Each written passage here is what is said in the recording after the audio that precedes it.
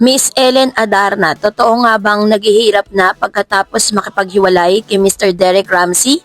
Ang lahat ng yan, but before that, if you haven't subscribed yet to my YouTube channel, please don't forget to like, share, and subscribe at hit mo na rin ang notification bell for more showbiz updates. Bago tayo of course magpatuloy sa ating updates for today's video, nais ko pong pasalamatan kayo for always watching and trusting this channel. Thank you so much sa inyong laging panonood at palagi ang pagsubaybay sa mga updates po natin. So proud na ipinost ni Miss Ellen Adarna ang kanya pong anak kay Mr. John Lloyd Cruz sa kanyang piano recital nitong si Elias, no?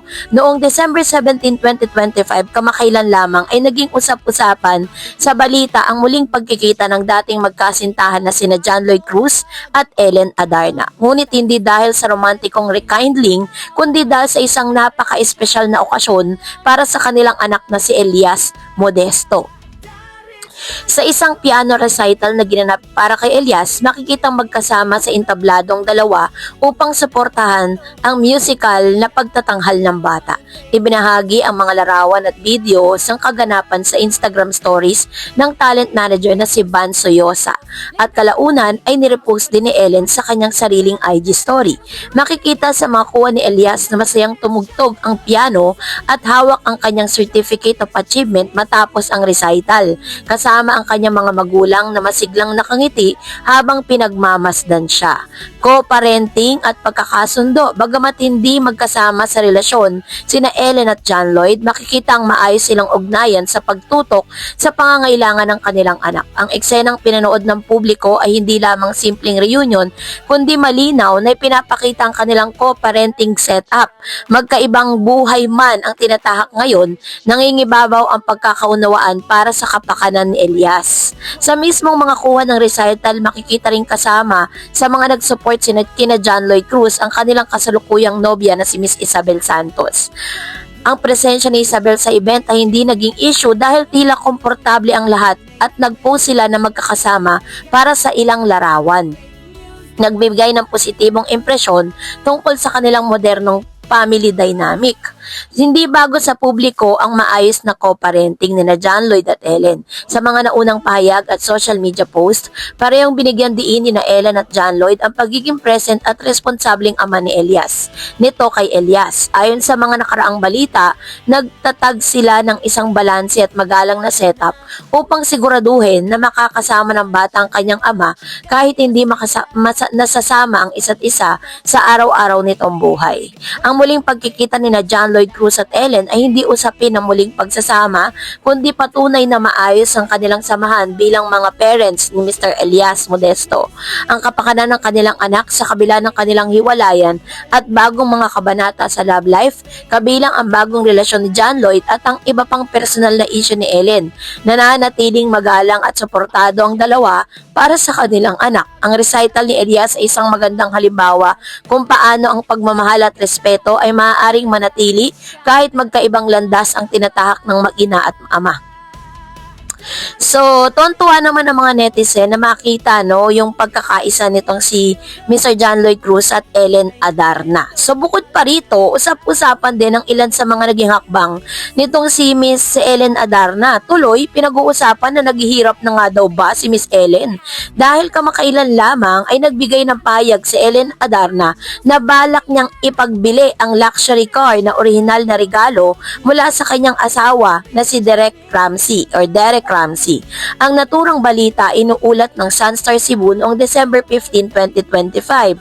Ang sasakyang nais ipagbili ni Ellen ay isang Bentley Bentayga, isang high-end luxury SUV na dating ibinigay sa kanya ni Derek bilang anniversary gift nung sila pa ay nagsasama. Sa isang Instagram Q&A, sinabi ni Ellen na sinwerte niyang nakuha ang sasakyan, ngunit hindi niya ito gagamit ng husto. Ayon sa kanya, minsan lang niya ito nadala palabas sa subdivision mula nang dumating ito. Dagdag niya, hindi siya mahilig magmaneho at hindi rin niya gusto na napakamahal na kotse dahil ito raw ay liability sa kanya. So which means noon po sa hiwalayan po nila parang pinaglaban talaga ni Miss Ellen Adar na makuha ito pong Bentley Bentayga car na ibinigay sa kanya ni Mr. Derek Ramsey nung anniversary. So that's the reason why nakagawa po siya ng paraan kung paano niya po transpose ito into money.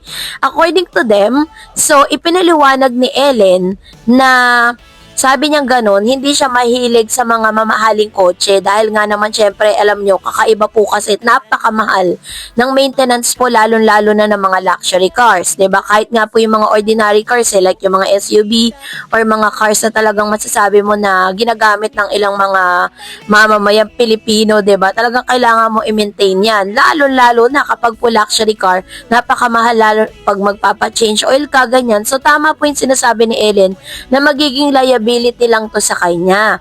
Pero ipinaliwanag ni Ellen na ang kikitain mula sa pagbebenta ng Bentley ay ilalagay sa isang trust fund para sa kaniyang anak na si Liana. Ito ay isang paraan umano para masiguro ang kinabukasan ng kanilang anak. Bukod dito, ibinahagi rin niya na noong una niyang kinuhang sasakyan sa dealership, siya mismo ang nagbayad ng service fee na nagkakahalaga ng 65,000. Grabe, no? Bagamat hindi direkta sa balitang ito na may lumalabas na iba't ibang chismis na intriga tungkol sa estado ng relasyon ni na Ellen at Derek sa social media at showbiz circle ngayong 2025, kabilang haka-hakang problema o issue sa kanilang pagsasama. Ilan sa mga ito ang ikaugnay sa mga online rumors, ngunit wala pang opisyal na pahayag na nagkukumpirma rito mula sa dalawang partido. So dahil po sa naging desisyon ni Ellen Adarna, ay nagkaroon po ng iba't ibang reaksyon ng mga netizen. Sabi ng isa, I like her mindset, rich but low-key practical and wise, by putting it on a trust fund for her daughter.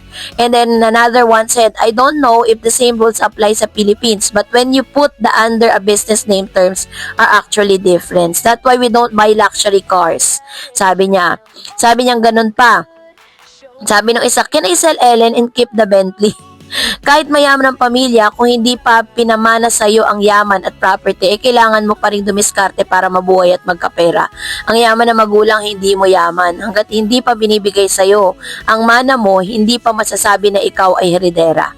So yan po ang ilan sa mga opinion ng mga netizen matapos nga po na i-post nitong si Miss Ellen Adarna tungkol sa kanyang desisyon sa pagbebenta niya ng kanyang luxury car na niregalo nga ni Mr. Derek Ramsey. So, sa ganitong pamamaraan nga ay may mga humanga sa kanya, no? Meron ding mga hindi po ganun ka lawak ang kanilang pangunawa patungkol dito, pero para sa akin ang opinion ko lang patungkol dito is tama naman yung gagawin ni Miss Ellen. Kung hindi naman talaga siya into driving, tapos totoo po yung sinasabi niya na medyo mahal ang maintenance ng nasabing, kasi ito po ay magiging liabilities lang para sa kanya, so much better gawin niya na lang tong ipera, pero it doesn't mean na siya po ay naghihirap na. So, that's it for today. For more videos and updates, please don't forget to like and subscribe. And please don't forget to follow my Facebook page, Dareds TV and Dareds Channel. God bless everyone!